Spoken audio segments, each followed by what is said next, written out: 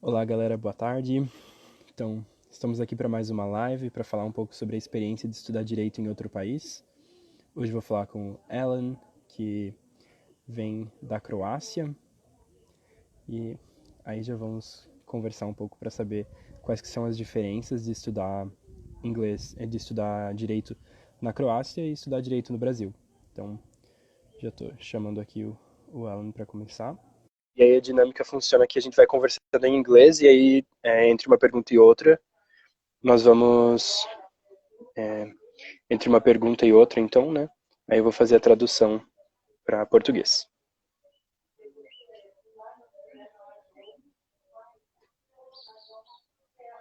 Hello! Hi, So, it's so good to have you here today, Alan. thank We you. are Thank you for all very inviting me. excited to I to am learn very about. excited. So cool. Yeah, we are super looking forward to learning about law school in Croatia. And as I mentioned to you before, how it kind of works here, or how I have been doing it the last few times, is that we are going to talk a little bit in English, and then we'll stop and I'll translate it to Portuguese or give a summary, and then we'll come back to questions. So we'll try to keep it short so we can get the best out of it. Okay? Yeah. Nice. Super good. All right. So first of all, I was thinking, here in Brazil, when we finish our high school, we can already go into law school. We take the test to get into the university, and we can go straight into law school. How does it work in Croatia? Can you go straight into law school? Yeah, so in Croatia, after you finish high school, you have this exam. It's called Matura exam, where you go to exams in three. You have three obligatory exams. That is Croatian, Maths, and one foreign language. And after that, you just apply to law school, and that's it. It's very simple, actually. So after high Okay. school, yeah, Ok, I'll just translate it to Portuguese and then we can move on. yeah. Então, na Croácia, para entrar na escola de direito, na faculdade, depois do ensino médio, é tão simples quanto no Brasil, ou talvez um pouco mais. Ele falou que eles precisam fazer um teste de croata, né, da língua, e aí precisa fazer um teste de matemática e outro teste de alguma língua estrangeira. Então, parece que são bem menos matérias do que o vestibular, né? E aí depois você aplica para a escola de direito diretamente. Yeah, that is also actually really interesting because here, when we want to go into university, it doesn't matter the field we want to go in. We have several different topics that we need to take a test on. So it includes even like chemistry and physics. Even though you're going to law school, we still need to take a test that requires all these different subjects that are normally the same subjects that we have during high school. So I really like that. I feel like it's simpler and it just makes more sense. Yeah, if I can add Então, one more thing, before few years we had in Zagreb Law School, we had also like an entrance exam. So you would have to pass like a certain exam on the faculty, which would also influence the if you were gonna be accepted or not, but it was also not the most decisive factor. Yeah. oh, interesting, ok. Então, no passado, tinha que fazer um outro exame adicional antes de entrar na Universidade de Zagreb, que é onde ele estuda. Mas agora isso não é mais necessário. So, now you no longer need to do that. That was something in the past, is that correct? Ok. Yeah, yeah. Então não é algo que existe agora, né? Era no passado. Okay, well, here in law school in Brazil, we have a specific amount of subjects that we need to take. We are required to take, So every law student finishes up law school with the same skills, basically. We all learn the same subjects, and we don't have much of electives in most colleges. Even though we might have some electives that you can take on Saturday or something, most of classes are all mandatory. How does it work? Do you have classes that you are required to take? Então eu vou perguntar, né, como que funciona? Porque no Brasil a gente tem uma grade curricular para todas as pessoas, né? E aí eu estava perguntando se na Croácia eles têm mais eletivas, se as matérias são mais todas iguais, como que isso funciona? So here in our law school, we have 5 years of studies. In the first 4 years, you have only obligatory exams.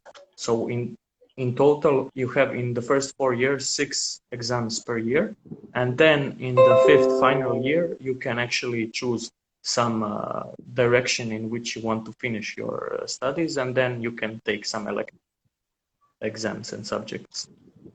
Okay, nice. Yes, here the only one I had that was an elective is sign language. But this is specific for my college. I live in a small town, so bigger colleges normally have more electives than the smaller colleges like the one I study at.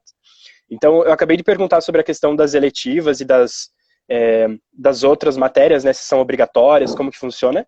Então, ele me explicou que nos primeiros 4 anos, né, então são 5 anos também, como no Brasil, e nos 4 primeiros anos, você tem que pegar todas as disciplinas da grade curricular normalmente, e aí no 5º ano você pode fazer um direcionamento melhor e escolher disciplinas eletivas, né, que são mais específicas da área ou do campo de atuação que você quer participar. And just so you know, here in Brazil, we have a 5-year-long law school as well. So it's the same amount of time. Quite interesting. Yeah. Okay, and do you have a favorite class or subject? Well, actually, I think it changes over time when you learn something new, but I think so far probably constitutional law was my favorite, yes. Ok, acabei de perguntar qual que é a matéria favorita dele, né? Ele falou que direito constitucional é a matéria favorita. That is quite nice. I'm enjoying a lot international law and human rights. I'm not sure about like employment and working with that, but I'm liking to study it and to learn about it. So much so that I started this project out of this wanting to learn more about law overseas. Então, só acabei de falar que eu acho bem interessante também direito internacional, direitos humanos, né? São áreas que eu tenho me interessado muito e até isso que me levou à criação dessa página, né? All right. So during college, do you have to take a clinic, pro bono hours, internships? What is mandatory? Is there something that is mandatory other than just watching classes?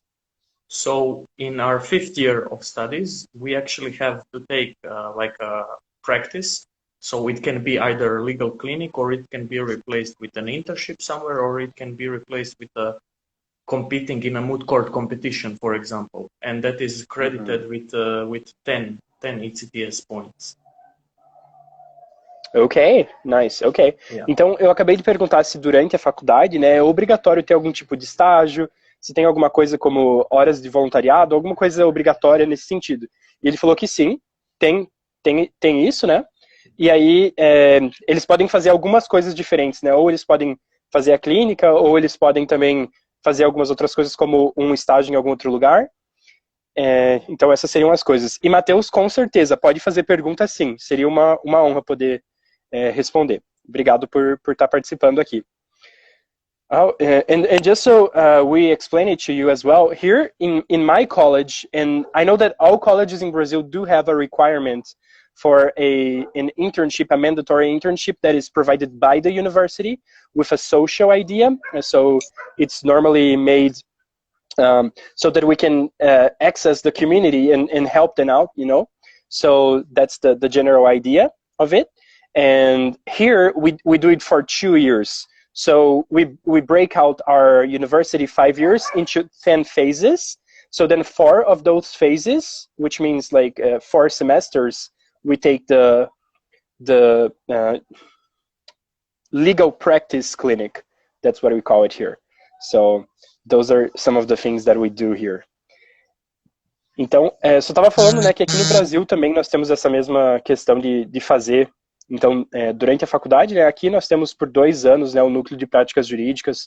E aí eu acho que isso pode ser adaptado dependendo da universidade, dependendo das horas que são feitas, né? No meu caso específico, na minha universidade, são 4 semestres de núcleo de práticas jurídicas. Well, it has been very nice to know so much about Croatian law studies, you know. And I was thinking, after you finish law school, do you have a test to become a lawyer after you graduate, or how does that work? So after you finish, you don't instantly become like a lawyer. You become a legal practitioner. So you can, in order to become a lawyer, you have to pass this bar exam. And this takes, you need to first take practice for 1.5 years in practice of law. and after that you have to take the bar exam, and then you're a full lawyer. Yeah. Ok, nice. Então, depois de terminar a faculdade de Direito, tem que praticar Direito por 1 ano e meio, e aí depois de praticar esse Direito por 1 ano e meio, que você pode fazer o exame do bar, né, que seria o correspondente à OAB aqui, e então você pode se tornar um advogado. That is awesome. You know, here in Brazil, we can take the bar exam while we are still in college, on the last year of college, you know. And então, I'm just going to translate it, and then we have a question, okay? Então, assim como aqui no Brasil, né, eles também têm um exame da OAB, mas aí lá eles têm que fazer ainda 1 ano e meio de práticas jurídicas para depois fazer. Somebody just asked, how long does it take to finish law school in Croatia? And it's 5 years. He has answered that already. Thank you so much. Então, acabaram de perguntar, né, são 5 anos para terminar a escola de Direito, e aqui uma outra pergunta do Matheus, que fala, during the law school in Croatia, do you have any mandatory courses that teach advocacy skills, like petition drafting, cases simulations, mute courts? What do you say? Então, o Matheus acabou de perguntar, né, se durante a escola de Direito na Croácia, se você tem alguma matéria obrigatória que ensina você sobre habilidades da advocacia, né, como fazer petições, simulações de casos. So actually we don't have any mandatory course on that, but there is plenty of opportunities that are given to students that want to engage in that way, and they can activate themselves in this way. Então, a resposta para o Matheus, né, não tem uma matéria obrigatória que ensina habilidades da advocacia, mas existem muitas oportunidades para aqueles que têm o desejo de aprender sobre isso, para que eles possam se inteirar nessas atividades, né? Awesome, that's great. Yeah, I see I see what could be some of your friends here saying that it might take a decade or two. I love that. Yeah, super funny. Então, alguém acabou de comentar aqui, algum dos amigos da Croácia, do Alan, dizendo que talvez leve 10 anos ou mais para se formar em Direito, né, como uma piada. That is absolutely funny. And maybe, would you like to share with us a little bit about the role that you play at ELSA, and what is this organization of law students, law schools, you know? Então, eu pedi também, ele é presidente de uma associação chamada ELSA da Croácia, que é uma associação de estudantes de direito, e eu estou pedindo o que faz, o que é essa organização, então, para a gente aprender um pouco mais. Yeah, okay, so ELSA is the biggest organization of law students in the whole of Europe, and we have over 70,000 members so far on over 350 law faculties in Europe. In Croatia, we are currently visible at 4 law faculties, and there is only 4 law faculties in Croatia. And this is actually, we have a lot of projects in which we try to engage with students in these ways they don't receive these things in their mandatory education. So for example, like these moot courts and the different workshops and everything that is not provided by this formal education, we try to give that to students through non-formal education. Awesome. Então, a ELSA é uma organização que está em toda a Europa, né, com diversas universidades, então, e dentro da Croácia especificamente, está dentro de 4 universidades, e só existem 4 universidades que têm faculdade de Direito lá, como ele explicou, e aí a ELSA oferece para essas pessoas isso, então, a ELSA oferece, então, tipos de cursos, oportunidades para práticas, coisas que não são ensinadas lá no mandatory curriculum, na grade curricular obrigatória, que são coisas, né, obrigatórias, mas sim ensinam coisas que não estão lá, mas que são necessárias também para os futuros advogados, ou, enfim, para os estudantes de direito em geral. I hope I did a good job translating it, because it was a lot, but it's very nice to have such an organization. I'm not aware that we have something like ELSA here in Brazil, so I think it's quite interesting. It's very nice. Yeah, right? I know, right? Eu falei que eu acho que a gente não tem nenhuma associação nacional de estudantes de direito ou alguma coisa assim. Eu não tenho conhecimento se isso existe, né? Mas ele falou que eu posso começar isso, então, né? I'm sorry about the dogs barking. No problem. Well, maybe, is there anything else that you'd like to share about you know, studying law, I just thought now, how does it work? What can you dress for law school? What can you use in order, like, what can you wear? What can you not wear? Because here in Brazil, sometimes we'll see law students wearing like tank tops, shorts, and flip-flops, and I know that it's a bit different in other countries. Então, eu estou perguntando sobre o código, a etiqueta de vestimento, né? Aqui no Brasil, a gente pode ir para a faculdade de Direito geralmente como quiser, né? Pelo menos eu não conheço nenhuma universidade que obriga alguma coisa especial. Mas eu comentei até que aqui na nossa universidade tem pessoas que usam shorts e chinelo, isso não é um problema nenhum, né? E agora, como que é na Croácia, né? Yeah, so basically there is not so many strict rules about this fashion styling of yours on going to law faculty, but you shouldn't, and it's not recommended to wear shorts or like short clothes and stuff like that, because then you would probably be expelled from class, or usually if you come like that. Okay, and would that be something that the college requires, or would it depend on the teacher, on the professor? Well, it's not prescribed anywhere that you have to wear like this or that, so there is no regulation, but it's like, let's say, normal, there are some certain standards how to, you know, behave when you are at faculty. Mm-hmm. Yeah. Okay, like common sense, pretty much. Yeah, exactly. Exactly. Então, na verdade, na Croácia também não tem uma regra estrita ou específica sobre a vestimenta, né? Mas ele falou que não é uma boa ideia usar shorts ou roupas curtas. Geralmente você pode ser expulso da classe por usar esse tipo de roupa, se você estivesse usando, né, uma roupa muito curta ou alguma coisa assim, ou usar shorts. Então não é uma boa ideia. E aí eu pedi se isso é uma questão assim, obrigatória da universidade, ou se cada professor pode fazer a sua norma. E aí ele só falou que, como isso não está escrito em nenhum lugar, né, é só uma questão de common sense, né, de senso comum, que as pessoas podem escolher fazer o que elas quiserem, mas isso não é recomendado, não é normal, e as pessoas não fazem isso. Yeah, thank you so much. That was quite funny. Yeah. And let me think of something else. Like, is there something else that you'd be maybe curious about how it works here in Brazil? Well, I'm actually quite surprised that it is very similar to Croatian law studies, like the ways your mandatory courses are and the length of your law school. But I'm just interested how many law faculties do you have in Brazil? I expect a lot, yeah. Yeah, you know, I don't know the answer exactly. I don't know the exact answer, but they say something like there was a research a couple of years ago that says that like I think maybe 10. I'm not sure if it was 3 or 10 students would graduate per hour in Brazil out of law school. So there are very many. There are a lot of law schools, colleges teaching law. Então ele acabou de perguntar quantas faculdades de direito tem no Brasil. Eu falei que eu não sei a resposta para isso, mas que houve um estudo há algum tempo atrás, eu não tenho agora o número certinho, mas que talvez tem 3 ou 10 pessoas formadas em direito por hora. Eu não me lembro exatamente o número, se alguém souber e quiser colocar aí, eu já falo. And that is awesome, you know.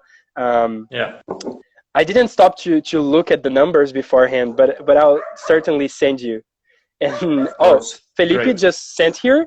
He said that there are more law students like graduated in law here than the sum amount of the entire world.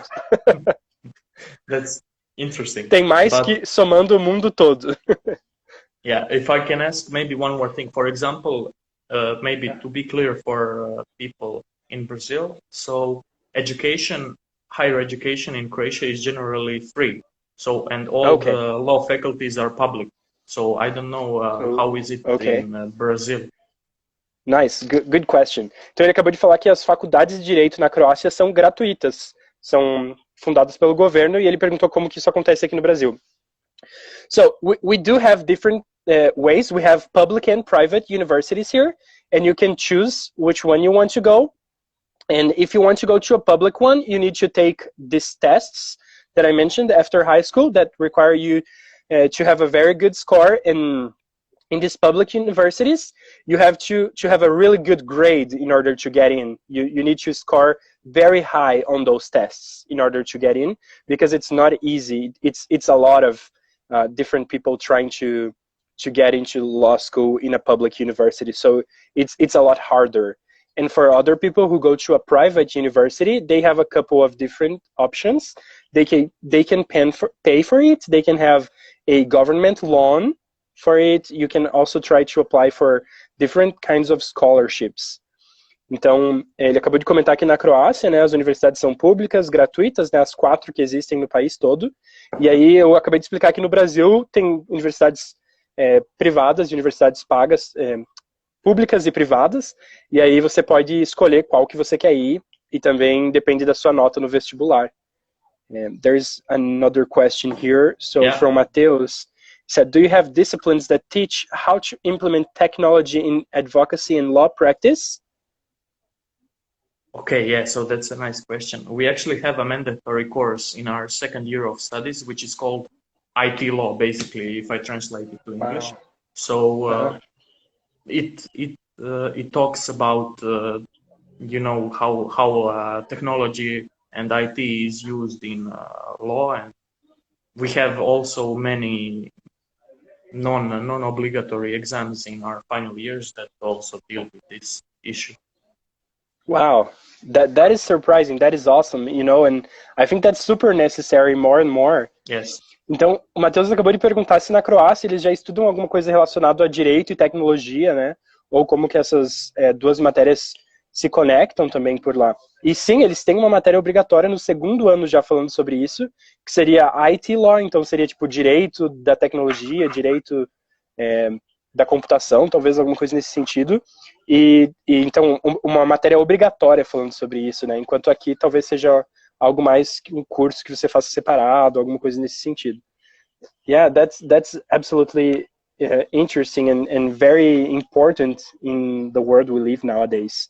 I think that's really important.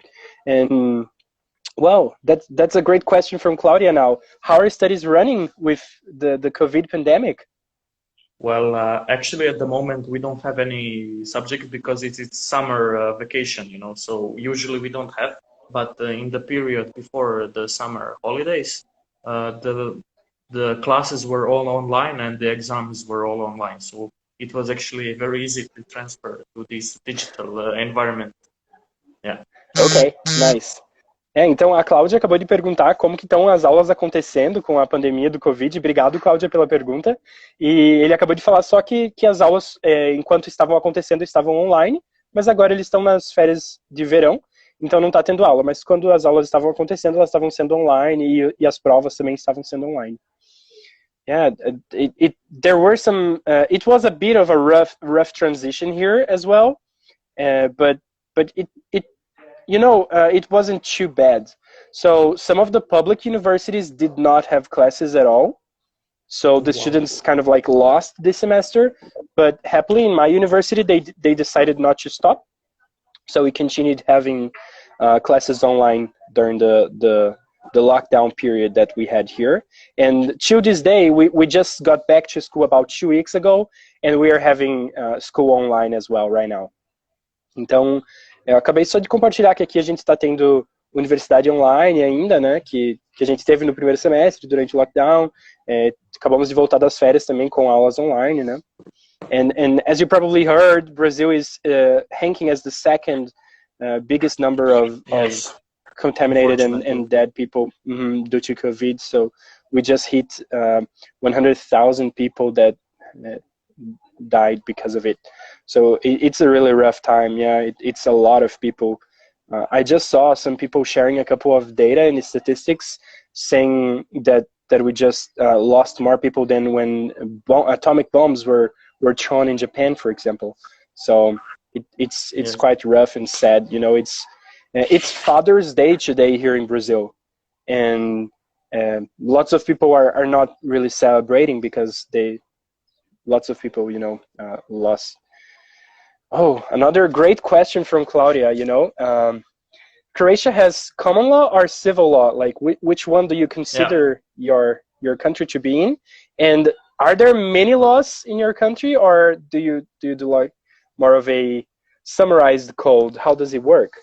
Yeah, so we have civil law, and we don't have the system of precedent. So there are no decisions from judges that are binding to other cases. So it is Oh, completely wow. civil law. Yes, and Okay. I think we have actually a lot of laws. So for like every branch of something, there is a law on this. Yeah, so there is a lot of legislation. Yes, Okay. but I So think it is here, very systematic. good. Okay. So here we have a lot of laws, but also we do use, this system of common law regarding, a decision can be used to help another case, and they try to use one decision, in analogy to the other. Então, eu acabei de perguntar, né? A Cláudia acabou de perguntar se eles são common law ou civil law. Então, são civil law. E ainda lá, as decisões que um juiz faz não se tornam obrigatórias para os próximos, né? Eles não criam essa jurisprudência, essa precedência de julgamentos. Mas sim, volta-se sempre para o livro, né? Para o que está escrito na lei. E também tem muitas leis lá para cada uma das áreas do direito. Yeah, thank you so much. That was a great question, Claudia. I'm glad you allowed me not to lose the opportunity to ask about this, because it's a very, very important topic and very interesting. Well, is there anything else that you'd like to share or that you'd like to know? Well, I think we covered a lot, but I don't know. I think what I would like to share, there was this joke they told that it takes a decade or two to finish law school. Well, actually, maybe it's a fun fact. The average time it takes a law student here in my faculty to finish law school is 7.5 years. So it's a bit more than these 5 years, because it's very hard. I mean, law school is hard, so there is very strict criteria on all of the exams. So yeah, that is maybe a fun fact. Ok. Então, só uma curiosidade é que às vezes, embora dure apenas 5 anos para fazer faculdade de Direito, né? Mas como a faculdade é muito difícil, né? Uma universidade que demanda demais nos testes e nos seus critérios, é bem comum e a média dos estudantes é ficarem 7 anos e meio na universidade e não se graduar dentro daqueles 5 anos. So you do like 7.5 years, and then if you want to become a lawyer and attorney, you do like a year and a half more after that. Yes, of practice. Wow, yes. ok. Yes. Então, depois de 7 anos e meio de universidade, caso você demore, né, tudo isso, você ainda fica mais 1 ano e meio para praticar como advogado, para daí depois poder fazer o exame da OAB e aí poder se tornar um advogado mesmo. Yeah, it's quite interesting, last week I just had the chance to talk with somebody from South Africa, and they also have this time extra, So I feel like you can become a lawyer way like younger here in Brazil, because we can finish law school in this 5 years. It's very common for people to finish in 5 years, and then while you are still in the last semester of school, you can already take the bar exam. So it's a lot. That's very interesting. Yeah, I feel like you can get into it with a little more ease, since you don't have to have all this practice before becoming an actual lawyer. Então, só falei sobre a minha opinião de que eu acho que a gente pode se tornar advogado um pouco mais cedo aqui no Brasil, já que a gente termina em 5 anos, é bem comum terminar a faculdade no semestre correto ali, e ainda a gente não precisa ter um tempo de prática depois, né? A gente já pode fazer o exame da OAB logo quando está no último semestre da universidade, ou né, logo depois que faz a graduação. Yes, Alan, so thank you so much for sharing all your knowledge and time with us today. And also, I'm looking forward to visiting Zagreb and getting to know a little bit more of your city, maybe visiting your college campus. And I hope you have a fantastic Sunday, and we'll keep in touch. Yeah, thank you very much. I also welcome you to come here, and I think that you will really love our city, and I hope to visit sometime you and your law faculty in Brazil. Definitely. You are very welcome to come to Brazil and visit us as well. It would be a pleasure to host you here. Thank you. Thanks a lot. Então, muito obrigado, né, ao Alan por ter participado. Muito obrigado para todo mundo que ficou aqui também. E essa semana, né, espero conseguir algum amigo para vir todas as semanas poder falar um pouco sobre o direito em outros lugares do Brasil e em outros lugares do mundo. E obrigado a todos vocês que ficaram aí também para assistir essa live. E espero que vocês estejam gostando da página e tenham um ótimo domingo, né? Um feliz Dia dos Pais para todos os pais e até mais. Tchau, tchau.